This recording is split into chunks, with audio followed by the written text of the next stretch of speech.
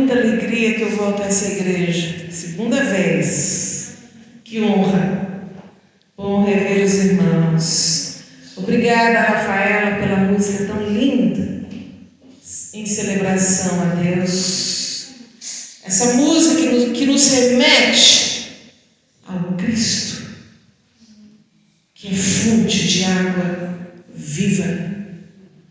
Olhem para cima, que vocês enxergam. Falem alto. A cruz. Que cruz maravilhosa.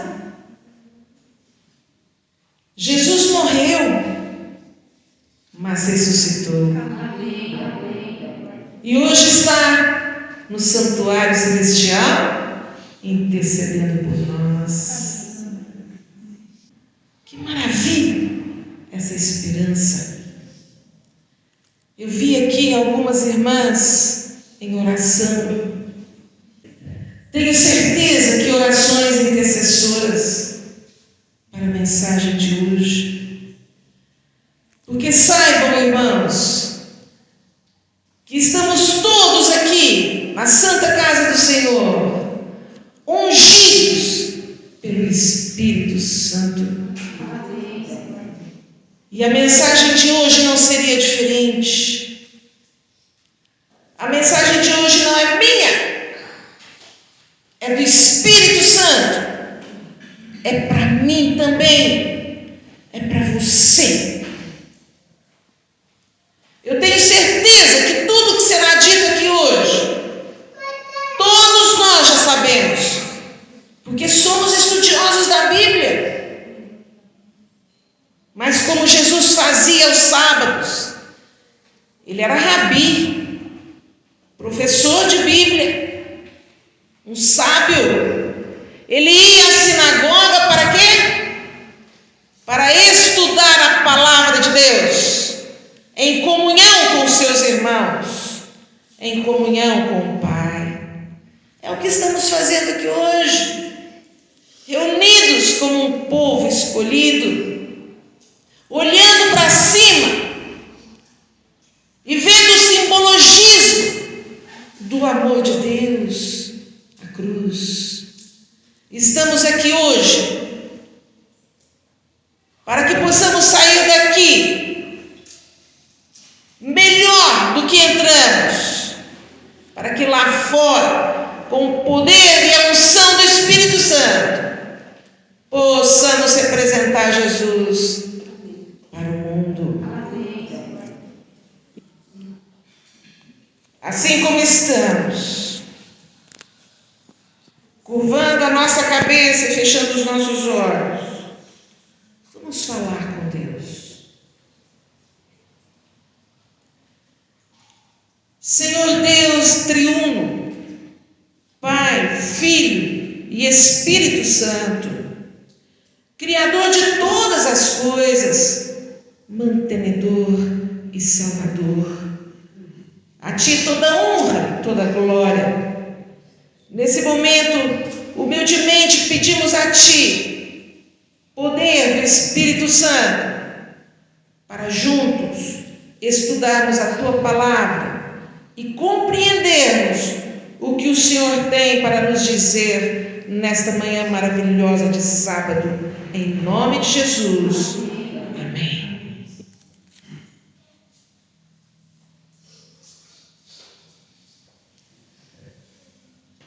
A Bíblia diz que o homem foi criado por quem? Por quem? O homem foi criado por quem? Por Deus. E mais, a Bíblia diz que o homem foi criado à imagem e semelhança de Deus. Isso é básico, todos nós sabemos. E isso nós podemos confirmar lá. Vamos abrir a nossa Bíblia em Gênesis. Gênesis, primeiro livro da Bíblia, capítulo 1, versículos 26 e 27. Gênesis, capítulo 1, versículos 26 e 27. Diz o seguinte: Também disse Deus: façamos o conforme a nossa semelhança. Tenha ele domínio sobre todos os peixes do mar, sobre as aves dos céus, sobre os animais domésticos, sobre toda a terra e sobre todos os répteis que rastejam pela terra. Versículo 27 diz assim: criou, pois, Deus o homem à sua imagem. A imagem de Deus o criou, homem e mulher os criou.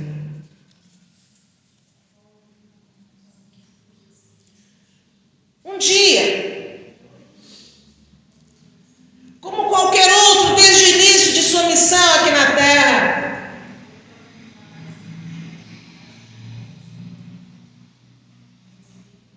o inimigo está lá fora. Ele não pode entrar aqui, ele não tem esse poder. Mas nós podemos ser usados para trazê-lo aqui para dentro. Se não tivermos cuidado com a nossa mente, ele vai atrapalhar a mensagem tão importante do Espírito Santo hoje. Como eu estava dizendo, Jesus, um dia, estava ali em Jerusalém, provavelmente, ou então nos seus arredores, a Bíblia não diz. E como sempre, ele estava cercado por uma grande multidão. No meio dessa multidão, encontravam-se os famosos espiões de Jesus, escribas, fariseus, publicanos. Sabendo disso, tendo essa consciência, Jesus achou por bem contar a parábola do filho pródigo.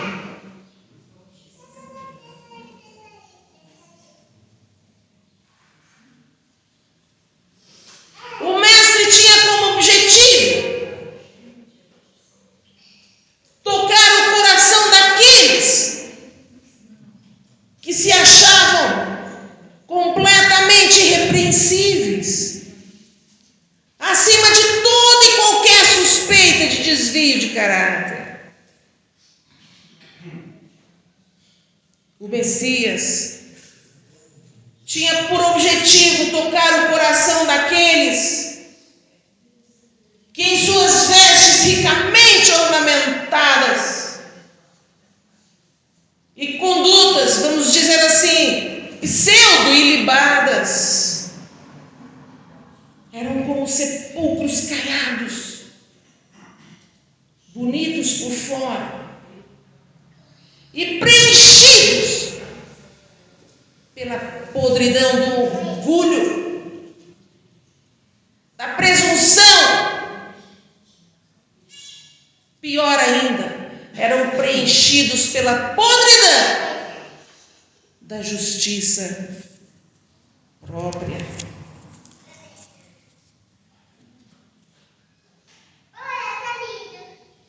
Hoje eu tenho um companheirinho, vai me ajudar, Juninho, né, Juninho? Juninho, você vai me ajudar hoje no sermão, vai? Coisa linda.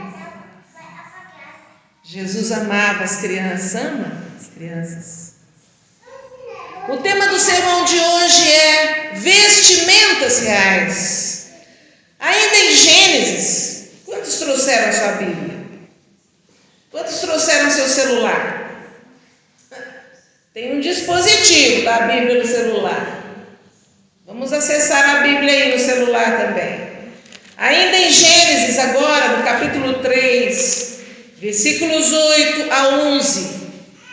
Aqui nós podemos encontrar o relato de como Adão e Eva se sentiram quando pecaram e estiveram perante o Senhor Deus ali no jardim do Éden. Gênesis 3, versículos 8 a 11 diz assim: quando ouvirem a voz do Senhor Deus, que andava no jardim pela viração do dia, esconderam-se da presença do Senhor Deus, o homem e sua mulher, por entre as árvores do jardim. E chamou o Senhor Deus ao homem e lhe perguntou: onde estás?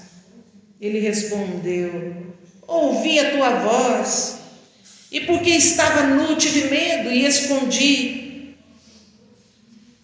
Perguntou-lhe Deus: quem te fez saber que estavas nu? Comeste da árvore que te ordenei que não comesses? Vamos guardar essa passagem em nossa mente, porque ela é muito importante para a reflexão de hoje. Irmãos, desde que eu descobri um pequeno detalhe da vida, tudo mudou para mim. As escamas dos meus olhos caíram. Eu percebi que é muito fácil alcançar a salvação, porque ela já está ganha, garantida. Através do quê? Do quê? Da cruz de Cristo. De mais o quê? Do sepulcro vazio. E mais o quê? O santuário celestial. Eu descobri que é muito fácil, que é possível ter paz em meio ao caos desse mundo hostil.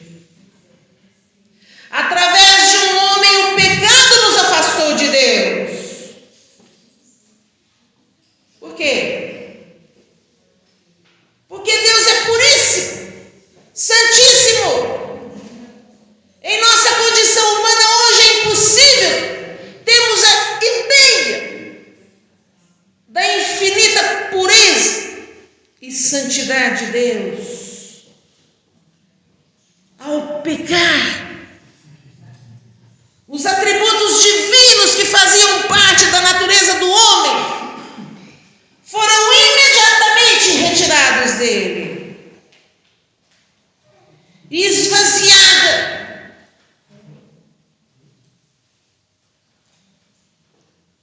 Esvaziada dos atributos divinos. A natureza humana provou a miséria do pecado. A raça humana sentiu um vazio, a estranheza que o pecado nos impõe. A estranheza de uma natureza corrupta e caída. Por isso Adão e Eva ficaram com medo do Senhor quando pecaram lá no jardim e se esconderam. É como se eles estivessem andando sobre uma corda bamba e embaixo vissem um enorme precipício. Aquela estranheza, aquele incômodo, insegurança. Foi preciso que Deus se submetesse ao pequeníssimo tamanho humano para resgatar ao homem a imagem original, a imagem com que ele foi feito, a imagem de Deus. Por amor, Deus fez-se homem para morrer, para tirar a nossa culpa do pecado. Ellen White, no livro História da Redenção, capítulo 12, diz o seguinte: Deus instruíra nossos primeiros pais quanto à árvore do conhecimento do bem e do mal, e eles foram plenamente informados da queda de Satanás e do perigo de ouvirem as suas sugestões. Com Deus nós não andamos no escuro, irmãos. Ele, Deus, não os privou da faculdade de comerem do fruto proibido. Deixou que, como agentes morais livres, crescem na sua palavra, obedecessem a seus mandamentos e vivessem, ou crescem no tentador, desobedecessem e o quê? E morressem. Ambos comeram, e a grande sabedoria que obtiveram foi o conhecimento do pecado e o senso de culpa. Termina Ellen White dizendo, prestem atenção, isso aqui é muito importante: a veste de luz que os rodeava agora desapareceu, e sob um senso de culpa e a perda de sua divina cobertura, um tremor tomou posse deles e procuraram cobrir suas formas expostas. Que tristeza! Ao permitirem que Satanás, através de sua sedução, arrancasse-lhes as vestimentas reais da justiça de Deus, Adão e Eva foram revestidos pela imundícia e vergonha do pecado. Ficaram descobertos da santa luz que provinha diretamente de Deus. Tudo foi contaminado. Um manto negro cobriu a terra. As folhas das árvores começaram a cair. As flores murcharam. Os animais estranharam-se, agitaram-se entre si. Os frutos apodrecidos eram esparramados pelo chão.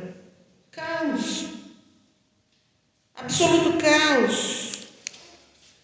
Completamente dominados pelo medo e vergonha, Adão e Eva correram para fazer vestimentas para si mesmos e cobertura de folhas de figueira. Pensaram poder por si mesmos resolver aquele problema. Isso chama o quê, irmãos?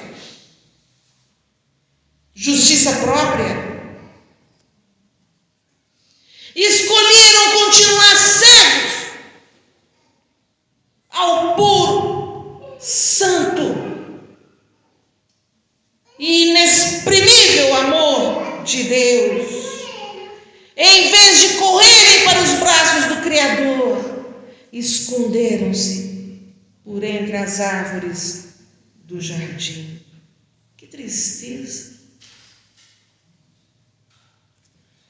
No entanto, como afirma a palavra de Deus, aliás, esse é o tema central da Bíblia. Muitas passagens, inúmeras passagens na Bíblia confirmam e afirmam que Deus é o quê? Amor. Deus tinha um plano para livrar o homem daquele medo, daquela culpa, caso eles caíssem em pecado. E Deus, na sua onisciência, sabia que isso iria acontecer. Mas para isto, para esta salvação, as chagas, as feridas purulentas que o pecado abriu sobre toda a natureza, precisavam ser tocadas, remexidas e curadas com sangue. Era preciso que alguém puro e santo morresse no lugar do homem. Por quê? Porque o salário do pecado é a morte. Romanos Romanos 6:23. Mas o dom gratuito de Deus é a vida eterna em Cristo Jesus, nosso Senhor. Nesse momento em que o homem apresentou-se perante Deus, revestido por folhas de figueira, quer dizer, por justiça própria, Deus mandou que sacrificassem um animal inocente, representando o seu filho, que viria morrer no lugar do homem. Nesse exato momento do derramamento do sangue desse animal, começa a efetivar-se o plano da salvação. Se por um homem, Adão, entrou o pecado no mundo, por um homem, Jesus Cristo, somos salvos da morte eterna. Ao passo, Juninho, que Deus amou o mundo de tal maneira que deu seu Filho unigênito, para que todo que nele crê tenha a vida eterna. João 3,16. Satanás odeia o ser humano, porque Satanás odeia Deus. Desde o princípio, quando através de Lúcifer o pecado existiu no universo, Satanás vem tentando denegrir o caráter, a imagem de um Deus justo e de um Deus de amor. Satanás sabe que o ser humano, que a raça humana é o viés pelo qual todos, céus e terra, reconhecerão a justiça e o amor de Deus. Hoje, enquanto aguardamos a segunda vinda de Jesus, somos testemunhas, e por que não dizer, somos vítimas da crueldade do inimigo. Irmãos, essa semana eu fiquei muito assustada quando eu vi pela internet, nas notícias, que um jovem, um adolescente, eu vejo que essa igreja é cheia de jovens lindos, que Deus os abençoe. Vocês estão no lugar certo, celebrando. Esse jovem lá nos Estados Unidos, de 14 anos, suicidou. Vocês não vão entender por quê, não. Porque eu mesmo não entendi, não. Eu nunca imaginava uma coisa dessa. Esse jovem criou um personagem através da inteligência artificial, uma mulher, e começou a relacionar-se com esse personagem. Ele passava 24 horas por dia, full time, relacionando-se virtualmente com a personagem que ele mesmo criou. E claro, quando ele percebeu que não podia relacionar-se com ela de uma forma real, ele entrou em desespero. Correu para o banheiro da sua casa e sua mãe só ouviu o tiro na cabeça. Satanás nos odeia, irmãos. Essa é a comida de porcos que ele tem oferecido para os seres humanos lá fora. Voltemos à parábola de Jesus, a parábola do filho pródigo. Agora abrindo a nossa Bíblia em Lucas, Evangelho de Lucas, capítulo 15, versículos 20 a 22. Aqui é Jesus contando a parábola. Que coisa mais linda nós abrirmos a palavra de Deus e ouvirmos a voz do próprio Jesus através da leitura de sua palavra. Lucas capítulo 15, versículos 20 a 22, Jesus disse assim: e levantando-se, levantando o filho pródigo, foi para seu pai. Vinha ele ainda longe, quando seu pai o avistou, e compadecido dele, correu e o abraçou e o beijou. E o filho lhe disse: pai, pequei contra o céu e contra ti, já não sou digno de ser chamado teu filho. O pai, porém, continua Jesus dizendo, o pai, porém, disse aos seus servos: trazei depressa a melhor roupa, vestiu, ponde-lhe um anel no dedo e sandálias nos pés, emblemas da realeza, manto real, anel no dedo do príncipe, sandálias para cobrir a sujeira da poeira que o filho trazia percorrendo por esse mundo. Aqui, o objetivo de Jesus não é simplesmente abordar os problemas de um contexto familiar, não. Nessa parábola, Jesus apresenta um filho que se rebela contra o pai e sai pelo mundo a seu bel prazer. E lá fora, ao contrário do que imaginava, esse filho é humilhado, maltratado, desprezado. E a ele, como eu disse, é oferecido comida para porcos. Esse tipo de coisa que eu acabei de contar, irmãos. Figurativamente, dessa parábola, o pai é Deus. O filho somos nós.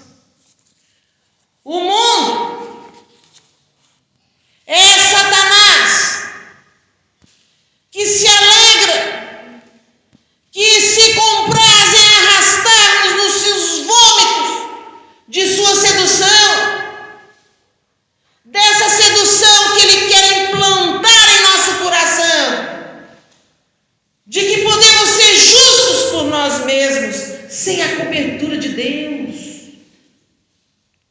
Que tristeza!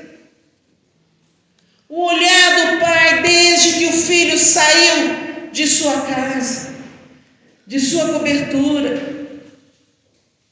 de debaixo de suas asas, nunca desviou-se do caminho pelo qual esse pai tinha certeza que seu filho haveria de voltar. O pai nunca desistiu. Quando ao longe vê aquele filho aproximar-se, sujo, maltrapilho, mal cheiroso, desfigurado, o filho ajoelha-se perante o pai e reconhece sua insuficiência. Imagina a alegria dessa casa naquele dia. Nesse exato momento de submissão do filho, o pai, que representa Deus, envolve aquele ser com seu manto real de justiça, cobrindo de sua impureza e vergonha. Nesse exato momento de submissão do filho, que representa a você e a mim, o pai o recolhe em seu peito e num abraço apertado diz: filho, eu o reconheço como meu príncipe. Filha também, eu a reconheço como minha princesa, como meu herdeiro, como minha herdeira, herdeiros do meu reino. O filho que somos nós, então voltamos à semelhança do Criador. Por quê? Porque Jesus comprou nossa salvação lá na cruz do Calvário.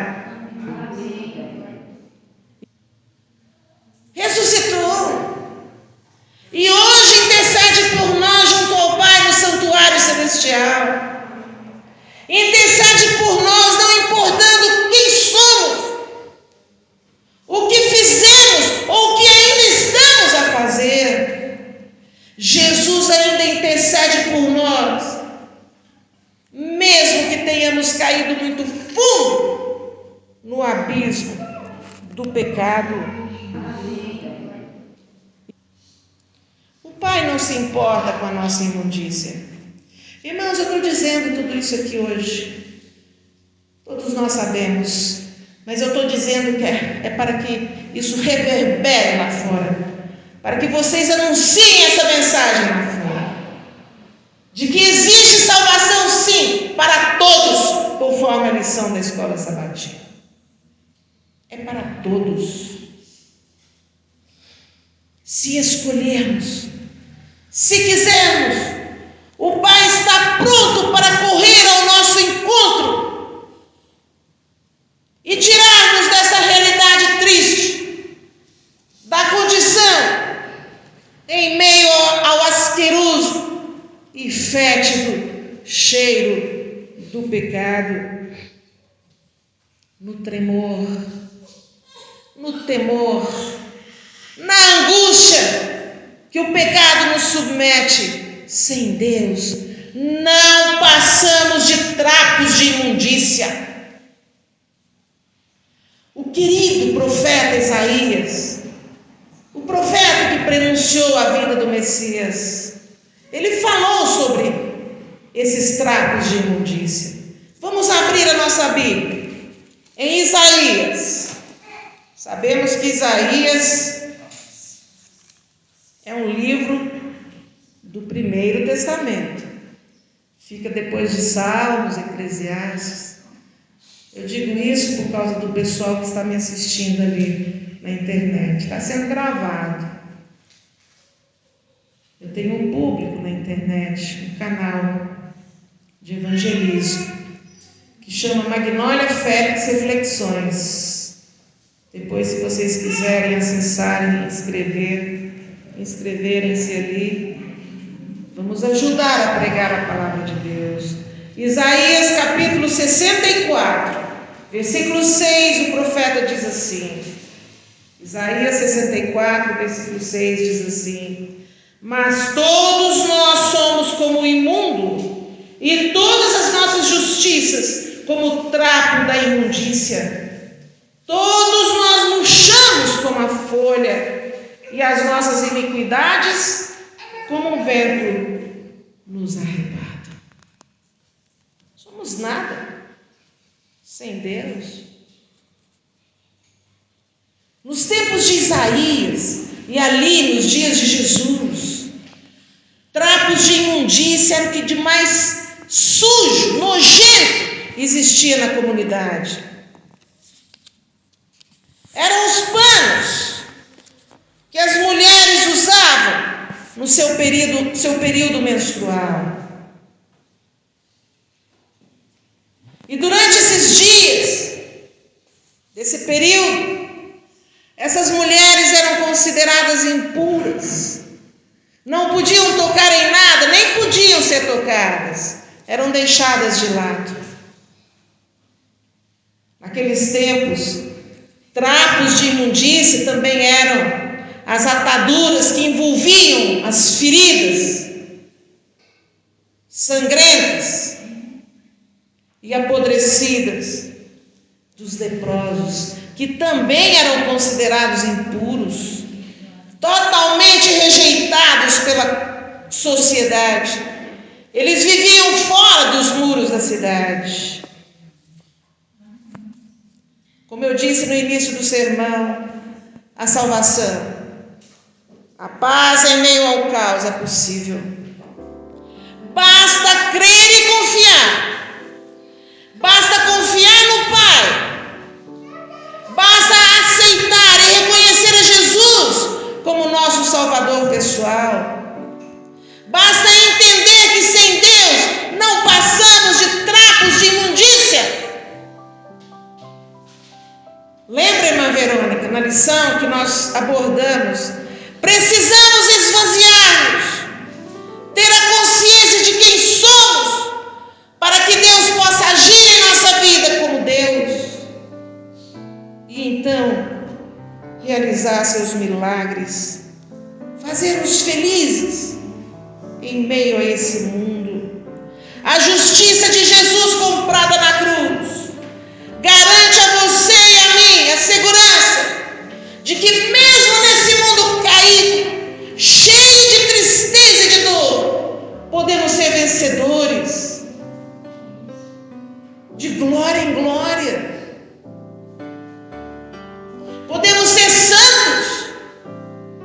glória em glória. Como assim? Na estrada da santificação, que nos leva à vitória final, caímos, arrependemos, pedimos perdão, Deus nos levanta por causa da cruz. E então prosseguimos. Caímos de novo, arrependemos, pedimos perdão, Deus nos levanta de novo e prosseguimos. E assim de glória em glória chegamos à vitória final. Paulo, o grande apóstolo, fala sobre isso lá em 2 Coríntios. Vamos abrir a Bíblia, aproveitar, né, a oportunidade de ler a Bíblia. É bom manusear a palavra de Deus diante do trono dele. 2 Coríntios, capítulo 3, versículo 18, diz assim: e todos nós, com o rosto desvendado, contemplando como por espelho a glória do Senhor, somos transformados de glória em glória. Aí que está o segredo.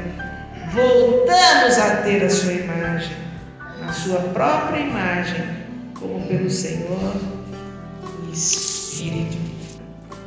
Que Deus nos ajude a reconhecermos que a justiça não é nossa, é dele. Ele que não desvia seu olhar lá do horizonte, para onde um dia, na virada da nossa vida perversa, Ele vai correr ao nosso encontro e nos abraçar e nos entregar no final dessa senda da santificação a coroa da vitória. Que Deus nos ajude. Amém. Vamos ficar em pé para nos despedirmos em oração.